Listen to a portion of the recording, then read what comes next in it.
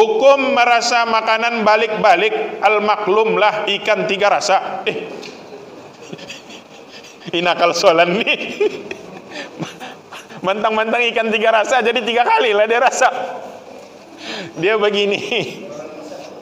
Kita ambil sedikit lah masa ini, sebab ini baru hukum puasa. Dia kata hukum merasa makanan balik-balik al-maklum lah ikan 3 rasa. Dia jawab lagi ikan 3 rasa. Dia sebenarnya merasa makanan nih karena paham. Dia bukan merasa yang macam kita paham tuh. Nah, bukannya masa makan macam gitu tuh rasa, bukan gitu. Itu yang pertama, kita kena paham. Kemudian yang kedua, hukum merasa, yang kita panggil merasa inilah mencicipi siapa nih? Kalau dalam bahasa Bisaya apa nih? Patang Haji? Yang anu saya setakat anu nih bah. Menyiak lah. Nah, menyiak. Apa itulah menyiak lah. Nah, setakat menyiak begitu.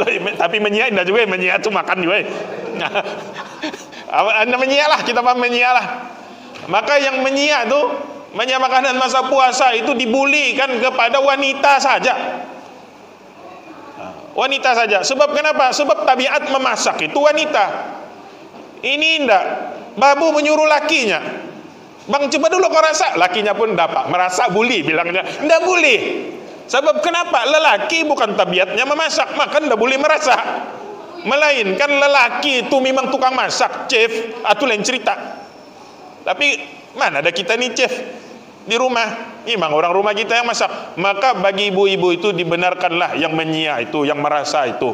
Tetapi sebenarnya sebilangan ulama pun menyebutkan kalau boleh, kalau dapat tidak buat begitu lagi bagus. Andai kata kita suruh mungkin anak kita yang ada anak kita perempuan yang tidak puasa, mungkin dia uzur kah, kita suruh dia rasa. Itu lagi bagus daripada kita yang berpuasa merasa sendiri. Kemudian kalaupun tidak begitu, kitalah yang merasa Ustaz. Maka rasanya tuh cukup sekali, bukan berkali-kali. Mantang-mantang ikan 3 rasa, 3 kali lah dirasa. Supaya terasa masin, padas, apa itu semua Ustaz. Supaya tahu Ustaz, merasanya tuh sekadarnya saja, yaitu pada bagian lidahnya saja dan tidak ditelan. Gitu betul. Ini indai, siok lagi. Camoki tau, coba sedikit lagi bilangnya. Itu tiada aurat, itu kan merasa, itu melantak tuh nama dia.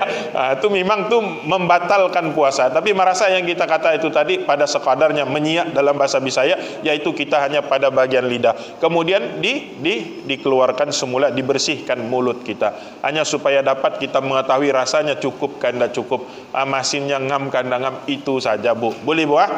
Makanya bukan juga batul-batul kita ambil sindok kita makan begitu. Kalau yang mau begitu tuh masa sungkai.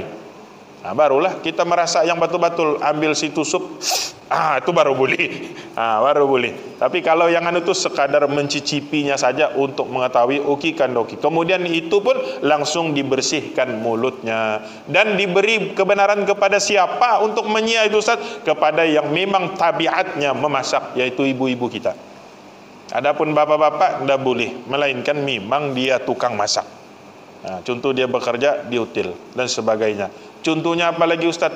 Ini itu bukan tabiat kau memasak, cuma baru bulan itu kau masak, maka bukan tabiat kau tukang masak. Itu pun masak memang dah sadap pun. Apa dia? Orang berniaga di bazar. Kan kita bigilah buka bazar buat mie kuali itu. Padahal sebelum ini bukan itu pun kerjaan kita. Kita mungkin apa? Mungkin dia buat kerja lain, tumbak sawit dan sebagainya. Cuma mengambil peluang ada bazar, dia pun jadi tukang mie. Jadi dia pun mengambil ilah nih. Boleh nih Ustaz, aku boleh merasa. Kau bukan tukang masak. Bukan tukang masak. Bukan tabiat memasak. Dan sebelum ini pun bukan kau tukang masak. Kau tukang sawit. Kau tukang mekanik. Kau mungkin kerja pejabat. Cuma kau mengambil saja kesempatan ada bazar Ramadan, kau pergi memasak mie. Makan dah boleh lah kau merasa. Jadi kalau mau rasa siapa Ustaz? Nah kau suruh lebih binimu. Kau suruhlah siapa lagi? Anakmu yang mungkin tidak puasa dan sebagainya, suruh dia rasa.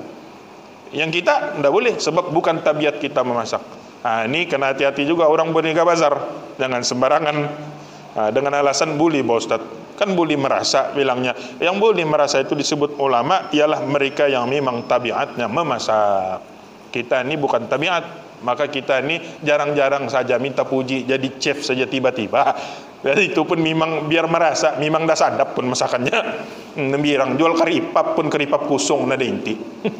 Basar saja labi. Itu kita perlu jujur dalam puasa ini. Orang berniaga bazar karena jujur. Sedikitlah. Ini teguran. Sebab kenapa? Kita berniaga pada bulan Ramadan. Kita pula dalam keadaan berpuasa.